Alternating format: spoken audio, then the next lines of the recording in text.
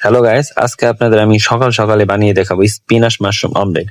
যখনই সৌদিরা এখানে খাইতে আসে তখনই ওরা অমলেটের মধ্যে সবচাইতে বেশি সাজেস্ট করে এই স্পিনাচ মাশরুম অমলেট। কারণ এই স্পিনাচ মাশরুম অমলেট আপনি স্পিনাচটা যে একটা প্রাকৃতিক ভাবে তৈরি হয় এটা আপনারা সবাই জানেন। কারণ স্পিনাচ আমরা যে বাংলাদেশে এটা পালং শাক আর কি, পালং শাক তো সবাই খান। আর এটার মধ্যে প্রায় 3টা ভিটামিন বিদ্যমান আছে, ভিটামিন এ বি সি। এর জন্যই সৌদিরাকে আপনি যদি বাইরের দেশ থেকে আমাদের এখানে অনেক লোকই আসে, ওরা এসে স্পিনাচ মাশরুম অমলেটটা বেশিরভাগই জনই সাজেস্ট করে। তো আজকে আপনাদের আমি এই অমলেটটা বানিয়ে দেখাবো, কারণ আমার অর্ডার আসছে। এটার সাথে আমি সাইড অর্ডার হিসেবে 2টা প্যানকেক মানে বিএম, যেটা শর্ট মিনিং, এটা আমি এখন ঢেলে দিচ্ছি আমার প্লাগ টপে। ঢালার পরে আমি স্পিনাচ মাশরুমের জন্য মাশরুমটা আগে ঢালবো, কারণ মাশরুমটা কুক হইতে হলে একটু নরম হইতে হবে। এখন এটা কাঁচা মাশরুম, এই কাঁচা মাশরুমকে আমি একটু অয়েল দিব, অয়েল দিয়ে একটু সিজনিং দিব। সিজনিং মানে আপনার মশলা, এই মশলা দিয়ে এটাকে একটু পাকাবো। প্লাটটপ আমি দিয়ে দিলাম। আর এটা দিয়ে দেবো কিছুক্ষণ পর, এটা আর কি একটু নরম হয়ে যাবে, তখন এটা আমি অমলেটের ভিতরে দিব। জানি এটা খাইতে আর একটু সুস্বাদু লাগে, আর মশলাটা দিছি এটা এটা জানি একটু আটটু খাওয়ার স্বাদটা বাড়ায় দেয়। যাই, সকাল অমলেট মারতে খুবই শান্তি, আসলে এটার ব্যাকআপ যে বানাইতে খুবই কষ্ট ভাই। যারা অমলেটে করেন কাজকর্ম, তারা ব্যাকআপ বানাইতে গিয়ে খুবই কষ্ট ভাই, কিন্তু অমলেট বানাইতে খুবই ইজি। যেটা যারা যারা বানান তারা সবাই জানেন। আর অমলেটটা খাইতে খুবই মজা, মানে খাইতে তো সবকিছুই মজা, কিন্তু আহ বানাইতে সবকিছু তৈরি করতে খুবই কষ্ট। যাই, আমি বেশি কথা না বলে কাজের দিকে যাই। এখন আমি দেখেন মাশরুমটা ঘোরাচ্ছি, আর স্পিনাচ মাশরুম অমলেটের মধ্যে আমি ইউজ করব যেটা আপনারা মনে করেন ডিম।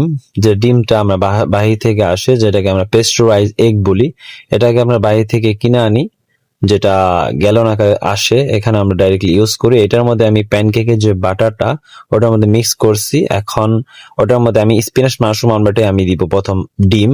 ডিম দিব 8 ounce। তারপরে আপনার 8 ounce মানে আপনার কি বাংলাদেশে আপনার 1 ounce সমান 28 গ্রাম।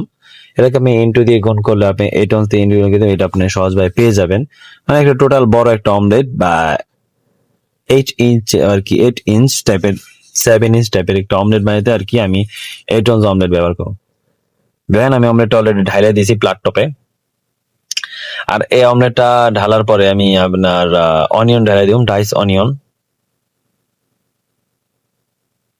অনিয়নটা আপনার আর কি, যেটা আমরা ডাইস যেটা বলি একবার কিমা টাইপের, ও কিমার চাইতে একটু বড় হইব আর কি। এই অনিয়নটা আমরা ঢাইলে দিব।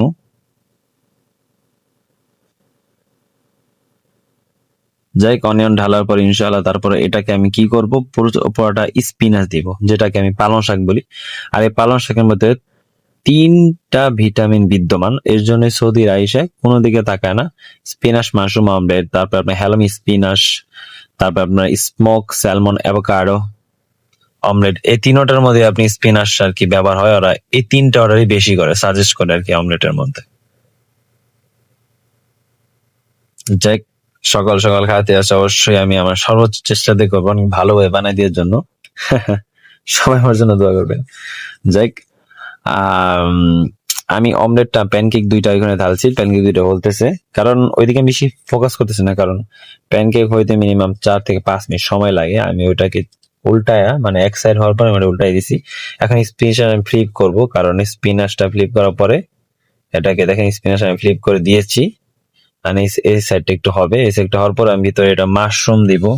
মাশরুমের পরে 2 স্লাইস সুইস চিজ আছে, সুইস চিজ 2 স্লাইস আমি এখানে দিব ভিতরে। আমি মাশরুমটা পুরোটা ভিতরে দিয়েছি, যেটা আমি সিজনিং দিয়ে যেটা পাকিয়েছিলাম ওটা আমি ভিতরে দিয়ে দিব। আর এই সুইস চিজটা আমি বাইর করছি, সুইস চিজটা আমি এখান দিয়ে সুন্দরভাবে দিয়ে দিব।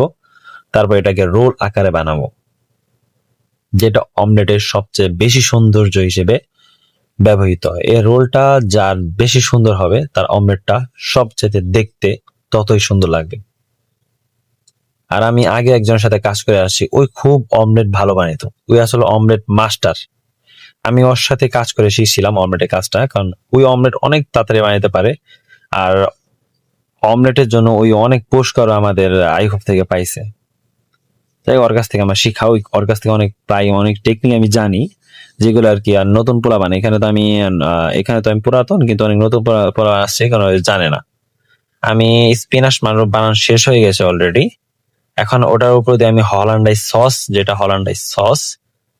সসটা আমি গরম করে ওটার উপর দিয়ে দিব। দেওয়ার পরে যেটা আমার ডাইস টমেটো আছে, যেটাকে ডাইস টমেটো বলে, ওই ডাইস টমেটো ওটার উপর দিয়ে আমি দিয়ে দিব। তারপরে আমার অমলেট বানানো শেষ, এখন খাওয়ার পালা।